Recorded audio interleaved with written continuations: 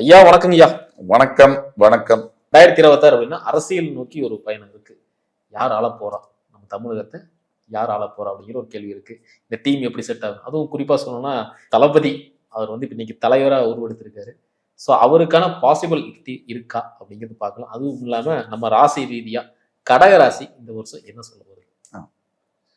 அதாவது தாவேகானுடைய தலைவர் விஜய் நடிகர் ஆரம்ப காலத்துல நான் சின்ன பிள்ளையா இருக்கும்போது அவர் இண்டஸ்ட்ரிக்கு வந்த காலத்துல இவரெல்லாம் எதுக்கு நடிக்க வந்தாருன்னு கேட்டாங்க.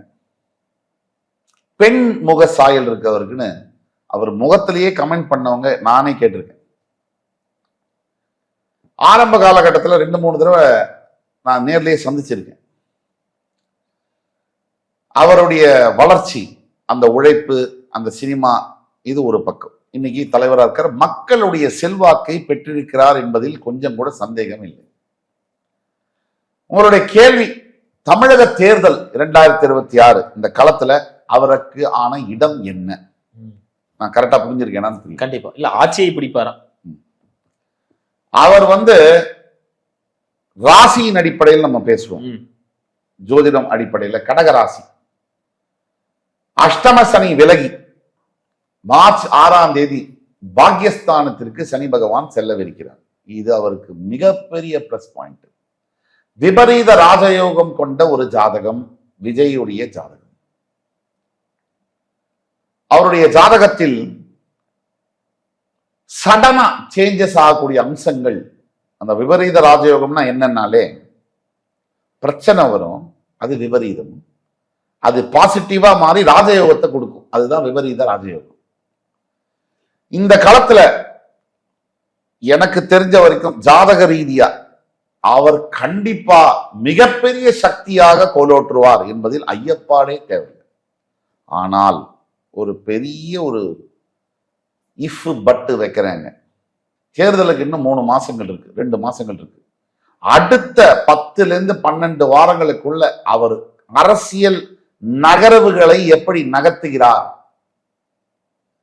ஜாதகம் ஜோதிடம்னா நம்ம ஊர்ல மேஜிக்னு நினைச்சிட்டு இருக்கிறாங்க. ஓ, ஜாதகத்துல தான் வந்துடும், அப்படி ஒண்ணு இல்லவே இல்லை. ஜாதகத்துல இருக்கும், நீயும் காலையில இருந்து வேலை செய்யணும். 6 கிரகம் உச்சம் சார், என்ன பண்ணிட்டு இருக்கீங்க? போறவக்குள்ள படுத்து தூங்கிட்டு இருக்கேன் சார் அப்படின்னா ஒரு கிரகமும் வேலை செய்யாது. 6 கிரகம் நீச்சம் சார், என்ன பண்றீங்க? நைட் எல்லாம் வேலை செஞ்சிருக்கேன் சார். ராஜ பதவியில கொடுக்கும். இப்போ விஜய் ஆன்டி இன்கியூம்பன்சி அப்படின்னு ஆளுங்கட்சிக்கு இருக்கக்கூடிய எதிர்ப்பு அலை அவருக்கு சாதகமாக இருக்கிறது. எப்பவுமே ஒண்ணு வச்சுக்கோங்க, நார்மலா தான் எம்ஜிஆர் கணக்கு கேட்டார். அவர் நோண்ட அவர் முதலமைச்சராகவே இருக்க மாட்டார். அவரை நோண்டி விட்டு முதலமைச்சர் ஆகியாச்சு. இப்ப விஜயும் அதான் பண்றாங்க.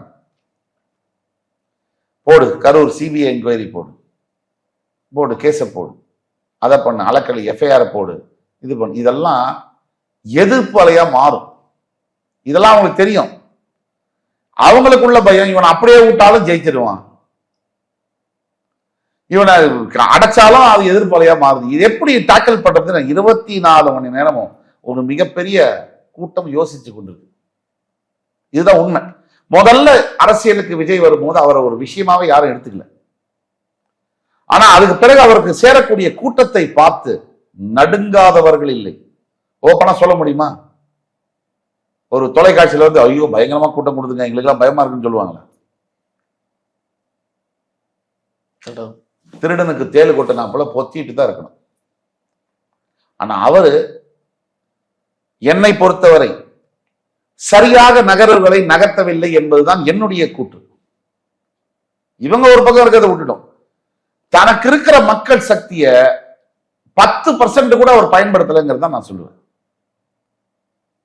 நான் தவறான முறையில் இல்லை, நல்ல முறையிலேயே மக்கள் போராட்டத்தை கையில் எடுத்து உண்ணாவிரதம் இருங்க, பீச்சில் அரெஸ்ட் ஆகுங்க.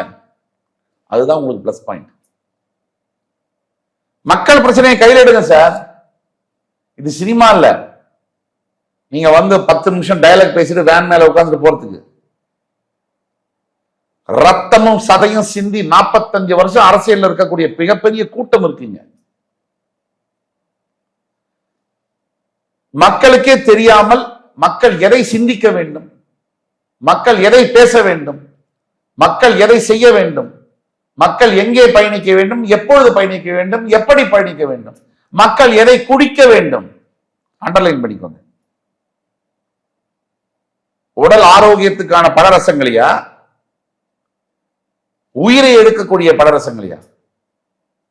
இது முடிய தீர்மானம் பண்ணக்கூடியது யாரு? அரசியல். நீங்க வீட்டுக்குள்ள உட்கார்ந்து அரசியல் பண்ண முடியாது. நீங்க ஒரு இடத்துல வர களம் காண வேண்டும். இந்த மாதிரி ஒரு 41 பேர் கரூர்ல செத்து போனா இவரா போய் அவரு துப்பாக்கி வச்சு குண்டு வச்சு சுட்டாரு? அப்போ ஜாதக ரீதியா அவருக்கு பாசிபிலிட்டி இருக்கு, தவிர அவருடைய செயல்பாடுகள் எனக்கு திருப்தி அளிக்கும் வகையில் இல்லை. முதல்ல அரசியல்ல மைலேஜ் தேடணும். இருக்கின்ற கட்சியுடன் கூட்டணி வைத்துக் கொள்ள வேண்டும். நீங்க முதலையே பேசிட்டீங்க பாஜக தப்பு, இப்ப உங்களுக்கு முன்னாடி போனா இடிக்குது, பின்னாடி போனா உழைக்குது. அரசியல்ல எம்ஜிஆர் யாரையும் வெறுக்கவும் இல்லை, விளக்கவும் இல்லை. அதுதான் யுக புருஷன் சொல்றோம் எம்ஜிஆர். அவர் வாழ்ந்த காலத்துல நான் வாழ்ந்திருக்கேன், நீங்களாம் வாழ்ந்திருக்க மாட்டீங்க. அப்ப எம்ஜிஆரை ஒரு முறை பார்த்திருக்கேன். எம்ஜிஆர் ஏன் அப்படின்னா பிறவியிலேயே அந்த தலைவர் பிறக்கும் போதே மக்கள் பிரச்சனைக்கு ரோட்ல வந்து நின்னாரு. நீங்க கூட்டம் செய்யறது மக்கள் பிரச்சனை என்ன? இன்னைக்கு தமிழ்நாடு மாநிலத்தில் இருக்கக்கூடிய டாப் 5 பிரச்சனைகள் என்ன? அதுல முதல் பிரச்சனை எடுத்து வந்து உணவுறதாருங்க. அரெஸ்ட் ஆகுங்க, உள்ள போங்க. அதுதான் மக்கள் எழுச்சியை உண்டாக்கும்.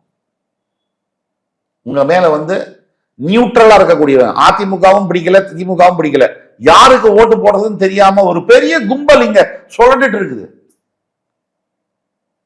அவன் தான் தீர்மானிக்கிறான் யார முதலமைச்சர். ஒவ்வொரு வாட்டியும் கணிசமான ஒரு அளவு திமுக இருக்கு, அதிமுக இருக்கு.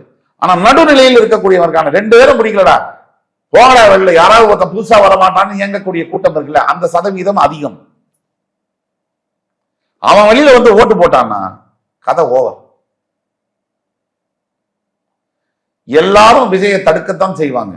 இவர் ஆட்சிக்கு வந்த கார்பெட் போட்டு வாங்க வந்து 50 லட்சம் கோடி எடுத்துட்டு போங்க அப்படி சொல்லுவாங்க. Politics is a very fearful game. அதை நீங்க விளையாடணும்னா நிறைய இழக்கிறதுக்கு ரெடியா இருக்கணும். உங்களோட ஹெல்த், சொந்த பந்தங்கள், யார வேணா இருக்கலாம். இந்த சொகுசு லக்ஸரி லைஃப் இப்போ ஷூட்டிங் போயிட்டு வீட்டுக்கு வந்து வாழ்க்கைய வாழ முடியாது. ஆக விஜய் அவர்கள் அடுத்த 10 வாரம் தன்னுடைய நகர்வுகளை எவ்வளவு ஷார்ப்பா எடுத்து வைக்கிறாரோ பாருங்க. ஜனநாயகன் ரிலீஸ் பண்ண முடியல, இவ்வளவு படம் ரிலீஸ் ஆச்சு, கரெக்டா ஜனநாயகன் நிறுத்திட்டாங்க. விளையாடுறாங்க அவங்க. ஆட்சி இருக்கு, அதிகாரம் இருக்கு, விளையாடுறாங்க. நீங்க என்ன பண்ணணும் தெரியுமா? யானை காதுக்குள்ள போன எறும்பு மாதிரி ஸ்ட்ராட்டஜியை வைக்கணும். யானை காதுக்குள்ள எறும்பு போச்சுன்னா என்ன ஆகும்? யானை தான் எறும்பு போய் கொடாங்கிரும் உள்ள. அந்த ஸ்ட்ராட்டஜி நீங்க உருவாக்கணும். அவனே சொல்லணும் உங்களை, ஐயோ நீங்க தான் வாங்கப்பா ஜனநாயகம் ரிலீஸ் பண்ற, அந்த மாதிரி நீங்க ஒரு ஸ்ட்ராட்டஜி நீங்க உருவாக்கணும். ஆக நீங்க வந்து ரெகுலரா போயிட்டு அப்படியே உட்காந்துட்டு 4 பேரை கேட்டுட்டு அவங்க சொல்றதை வச்சுட்டு இதெல்லாம் பண்ணீங்கன்னா வேலைக்காகாது.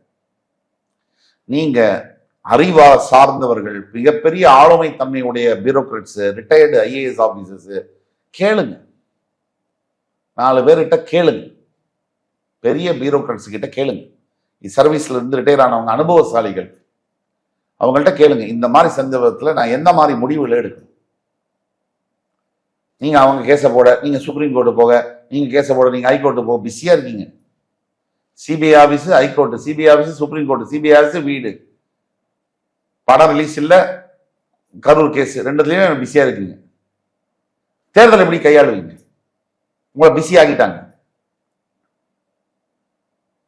நீங்க லாஸ்ட் வரைக்கும் போகணும். என்ன சாவடிச்சா கூட பரவாயில்ல, அந்த நிலைமைக்கு என்னைக்கு நீங்க மனசை தயார். ஜெயில இருக்கிறது விளையாட்டு இல்ல. சவுக்கு சங்கரை கேட்டு பாருங்க, சொல்லுவார். 2 நாள் நார்மல் மனநிலையில் உள்ளவன் ஜெயில இருந்தானா 3ஆம் நாள் ஒண்ணு பைத்தியம் ஆயிடுவான், இல்ல தற்கொலைக்கு முயற்சி பண்ணுவான். அவ்வளவு கொடுமையானது சிறை என்பது. அப்ப அதுக்கெல்லாம் நீங்க ரெடியா இருக்கணும். எம்ஜிஆர் இருந்தாரு. வெறும் பேச்சுல, வார்த்தையில, படத்துல மட்டும் இல்ல, நிஜத்துல வாடா பார்க்கலாம்னு இருந்தாரு. அவர் ஜெயிச்சார். அவரு ஜெயிச்சாரு. பல ரவுடிகளை உருவாக்கி வச்சுட்டு போயிட்டார். அது தனி கதை.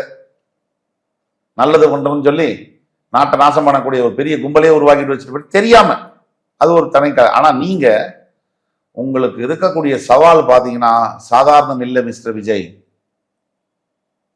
அதெல்லாம் தாண்டி ஜெயிக்கிறதுக்கு மனசுல தைரியம், பொறுமை எல்லாம் இருந்து யூகம், நீங்க யூகிக்கிற ஸ்ட்ராட்டஜி, உங்களோட பிளான் பண்ணி நீங்க பண்ணீங்கன்னா இன்னைக்கு இருக்கிற மக்கள் ஆதரவும், இந்த வேக்யூம், அதிமுகவும் பிடிக்கல திமுகவும் பிடிக்கலங்கிறவன் அதிகமா இருக்கான். இந்த எலெக்ஷன்ல இதை யூஸ் பண்ணதுக்கு உங்களுக்கு மிகப்பெரிய வாய்ப்பு இருக்கு. அதே மாதிரி இந்த கடகராசி எப்படிங்க இருக்கு 26? ஃபர்ஸ்ட் கிளாஸா இருக்கும். எப்படின்னா, ஜென்ம குரு வந்தாலும், குரு இருக்கிற இடத்த காலி பண்ணாலும், கொஞ்சம் உடல் உபாதைகளை பிரச்சனை பண்ணாலும், 5, 7, 9ஆம் வீடுகளை பார்க்கிறாரு. முக்கியமான ஸ்தானங்களை பார்க்கிறாரு. அப்ப கடகத்துக்கு எப்படி இருக்கும்? சூப்பரா இருக்கும். அஷ்டம சனில இருந்து வெளியே வந்து மார்ச் 6ல இருந்து, அதுவும் பாக்கியஸ்தானத்திற்கு வரக்கூடிய சனி பகவான் கடகத்துக்கு. அப்போ எல்லாமே அவங்களுக்கு நல்லா இருக்கு. கடகத்தை பொறுத்த வரைக்கும் ஃபர்ஸ்ட் கிளாஸ் பீரியடு. அவங்கள மாதிரி இனிமே வந்து இந்த ஆண்டு வந்து அவருக்கு சுய ஜாதகத்துல வேற நிறைய ராஜயோகங்கள் இருக்கு. அதெல்லாம் இருக்கும் போது ரிஷப ராசியில் இருக்கக்கூடிய உதயநிதிக்கும் இருக்கு, இல்லைன்னு சொல்ல முடியாது. லெகசியில வரக்கூடிய ராஜயோகத்துக்கும் தன்னால செதுக்கி வரக்கூடிய ராஜயோகத்துக்கும் வித்தியாசம் இருக்கு. சிறப்பு சிறப்புங்க, ரொம்ப அற்புதமா சொன்னீங்க. மீண்டும் அடுத்த காணொலியில் சந்திக்கலாம்.